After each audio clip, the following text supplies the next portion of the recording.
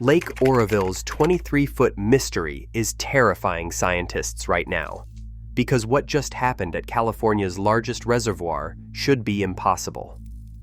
December 19th, 2:17 in the morning, complete darkness, not a single cloud in the sky, no storms, no rain, no warning.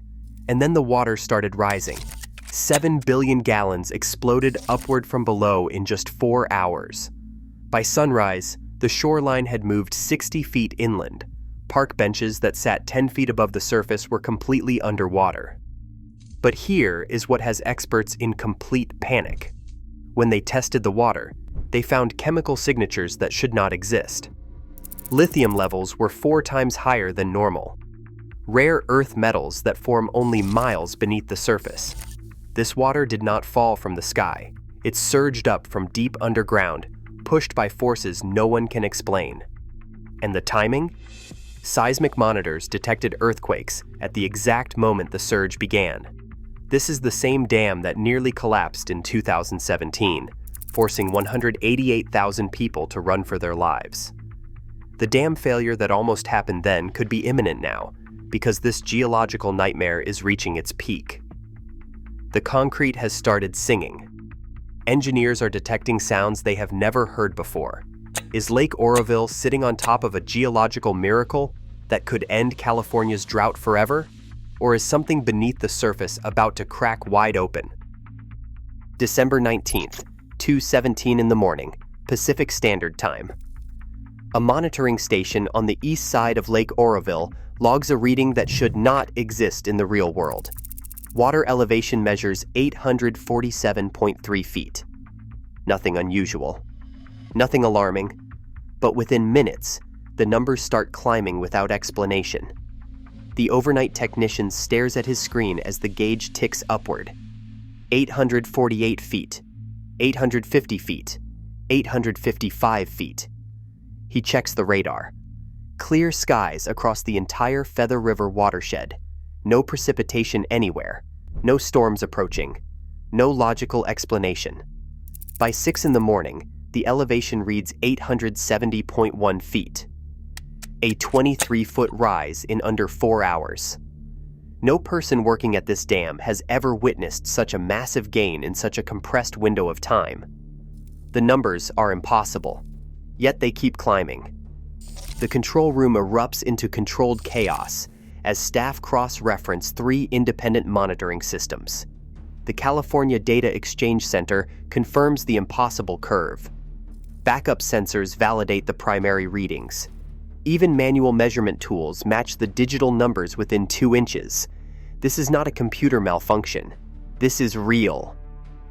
When the sun finally breaks over the Sierra Nevada mountains, field crews rush to the eastern shore to see the evidence with their own eyes. What they find defies every protocol in their emergency response manual.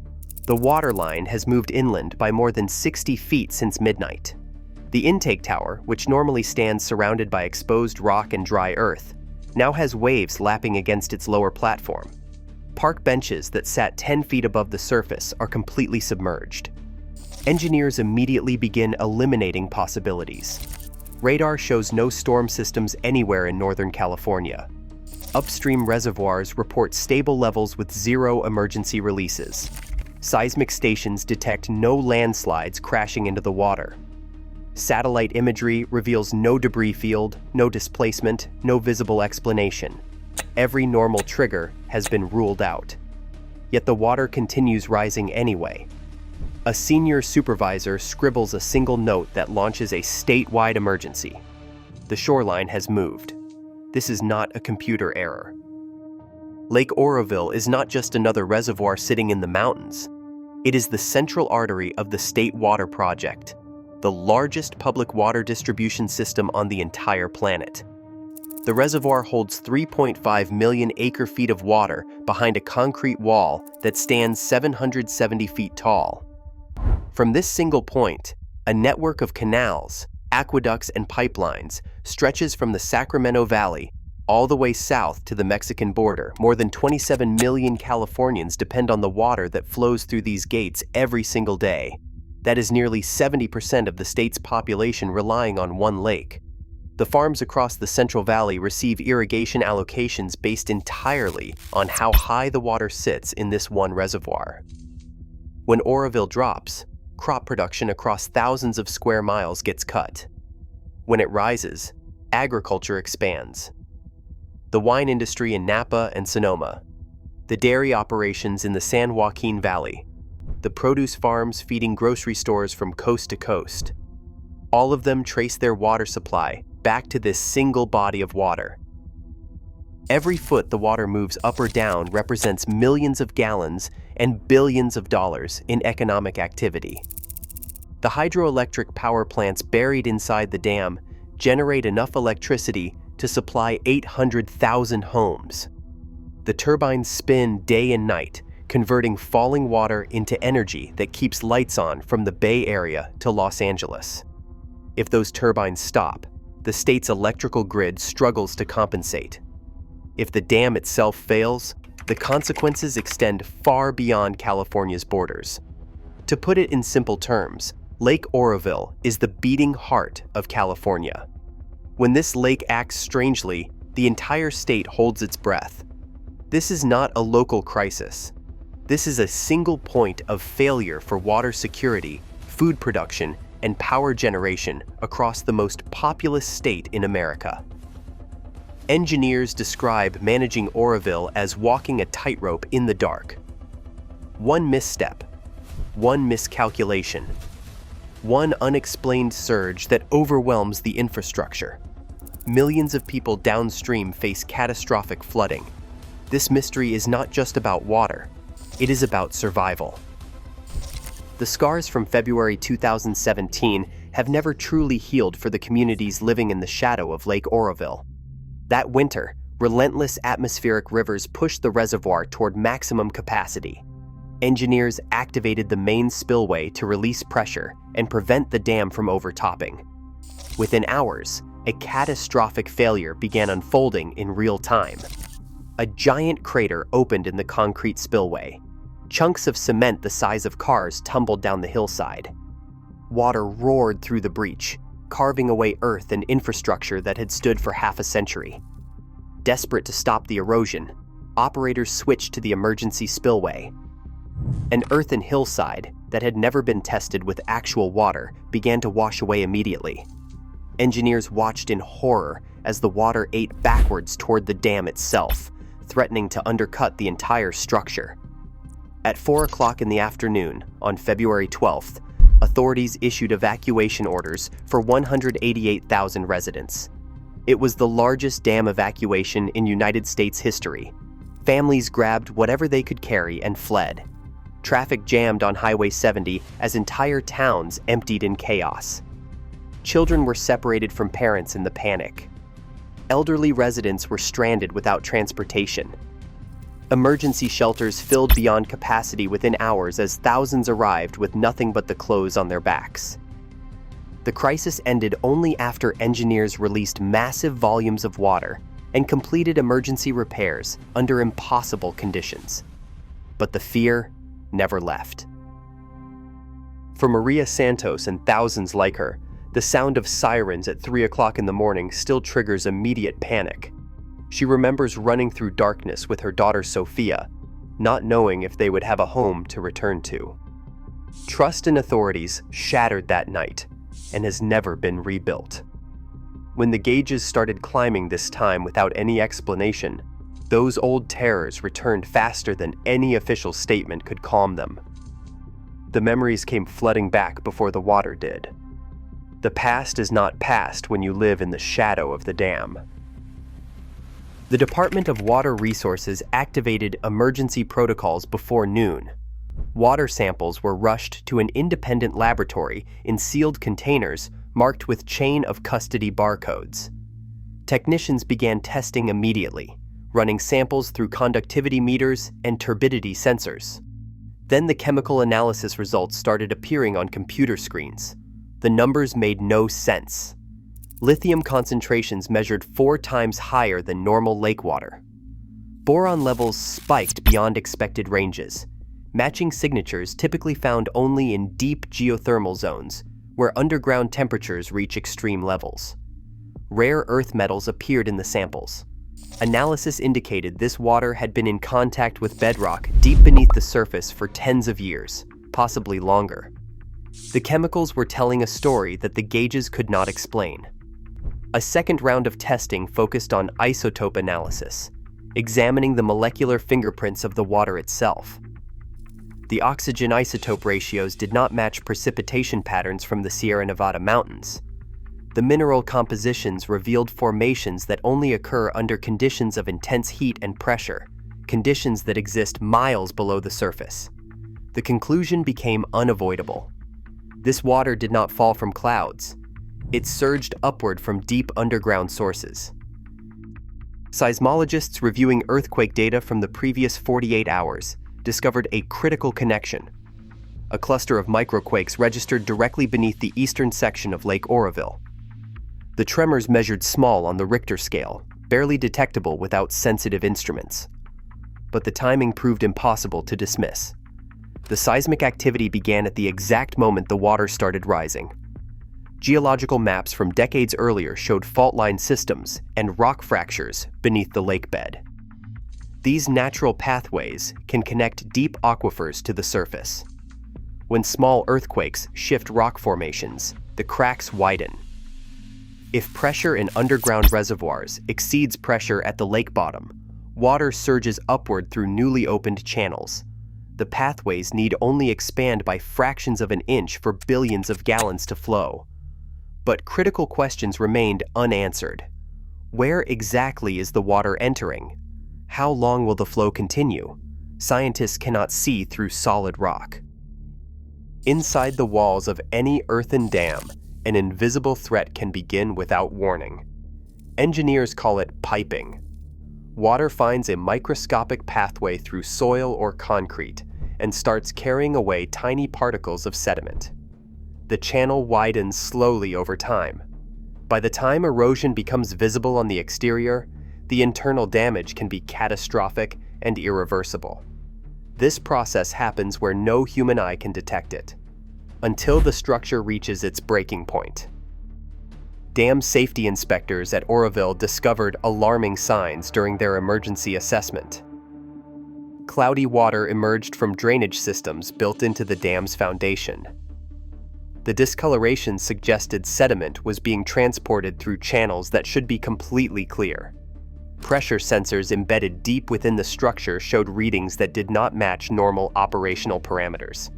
Some instruments registered numbers that had not appeared since the terrifying days of February 2017. The timing felt too precise to dismiss as coincidence. Engineers who specialize in dam failure analysis know this pattern intimately. The Teton Dam in Idaho collapsed in 1976 when internal piping eroded a pathway through its earthen core. Over 2,000 people lost their lives in Italy when authorities ignored early warnings of structural compromise. A dam in Uzbekistan failed in 2020 through the same mechanism. In every case, warning signs appeared early. In every case, officials delayed action too long. The crisis demanded independent verification. An outside engineer arrived with no connection to the Department of Water Resources and no institutional pressure to downplay the danger. She ordered deployment of high-frequency hydroacoustic sensors that use sound waves to create three-dimensional maps of subsurface water movement. Sensitive pressure transducers were installed along the concrete face and within the deep earthen foundations. The instruments were designed to detect the subtle breath of the structure itself. But scientific data moves at a human pace, requiring days for processing and analysis. The lake, governed only by gravity and relentless underground pressure, does not wait. It continues its steady, silent ascent, inching higher against gray concrete every hour. Maria Santos stands at her kitchen window, hands gripping a cold cup of coffee she forgot to drink hours ago. She watches as the waterline claims another foot of the gravel bank that separates her property from Lake Oroville. For Maria, this is not just a weather event or a technical anomaly. It is a haunting repetition of history. She lived through the evacuation in 2017. It was a chaotic nightmare when sirens screamed through the canyon for hours. That sound still lives in the back of her throat, ready to emerge at any moment. Her neighbor's wooden dock, once a gathering place for summer barbecues and 4th of July celebrations, now sits completely underwater. Only the top railing remains visible above the churning surface. The access road leading to the local marina is no longer a road at all. It has transformed into a slurry of thick gray mud and debris, cutting off the lower neighborhoods from the main highway. When Maria calls the emergency management line, the voice on the other end sounds polite but detached. They tell her they are monitoring the situation. She hangs up and looks at her grandchildren playing on the living room rug. Her grandchildren are unaware of the danger rising outside. She tells her family they are not going to wait for a government siren this time. She begins methodically packing family photo albums, birth certificates, and heirlooms into plastic waterproof bins. Her trust in local leadership eroded long ago, washed away by previous broken promises of safety. For families like hers, being perpetually ready to run has become a grim necessity. Go bags sit stacked by the mudroom door. Trucks stay fueled with full tanks. Children know evacuation routes by heart. Further downstream, the ecology buckles under invisible strain. The water turns thick and opaque brown, choked with silt and runoff. This turbidity becomes a death sentence for the local salmon population. Fine sediment coats the gravel beds where fish spawn, suffocating the next generation before it can hatch. Even more disturbing, the violent water movement stirs up legacy toxins. Mercury and lead from old mining operations rise from the lake bottom, where they sat dormant for decades. When science cannot provide immediate answers, people construct their own explanations. Fueled by fear and silence from official press conferences, rumors spread faster than data. Some believe a massive ancient sea lies trapped deep beneath the Sierra Nevada mountains, an ancient reservoir sealed away for millions of years. They say recent microquakes were not minor tremors, but the sound of stone floors cracking under immense pressure, finally allowing ancient water to spray upward like a fountain into the lake. That would explain the unusual minerals and elevated lithium concentrations that do not match any historical records of the watershed. Other theories point directly at human interference. Persistent rumors describe secret government tunnels being built deep inside the mountains for high-speed transportation or catastrophe-proof military bases. Some say an industrial drill accidentally pierced a high-pressure underground river, and that authorities are covering up the error by presenting it as a natural event. The surge happened at night when no witnesses were watching. Unmarked military vehicles have been spotted patrolling the eastern arm of the lake. The most scientifically credible wild theory suggests a volcanic pipe awakening beneath Oroville. Heat signatures in recent water samples hint at something cooking deep and dark. If a magma pocket is moving miles underground, it could act like a piston, pushing ancient groundwater upward through fissures directly into the reservoir. Without definitive answers from officials, silence fills every conversation, from coffee shops to emergency management offices. The silence breeds fear, and fear breeds theories that grow wilder by the hour. As the sun sets over Lake Oroville, casting long shadows across the water, the surface rises another 6 inches. There is no wind, yet the lake remains agitated. Small white-capped peaks appear as if something massive is breathing just beneath. The concrete dam has begun to sing.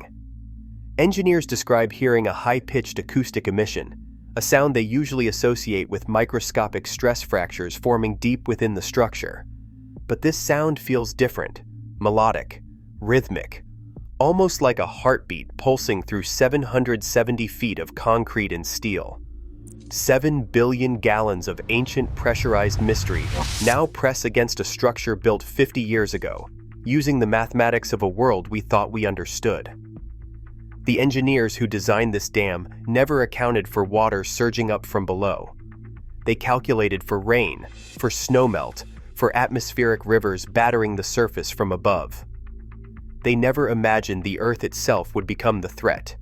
No dam in history has survived a surge like this without a clear cause. No precedent exists in any engineering manual for what happens when an underground reservoir decides to empty itself into a man-made lake sitting hundreds of feet above. The textbooks offer no guidance. The simulations never modeled this scenario. The safety protocols assume threats come from the sky, not from the depths beneath.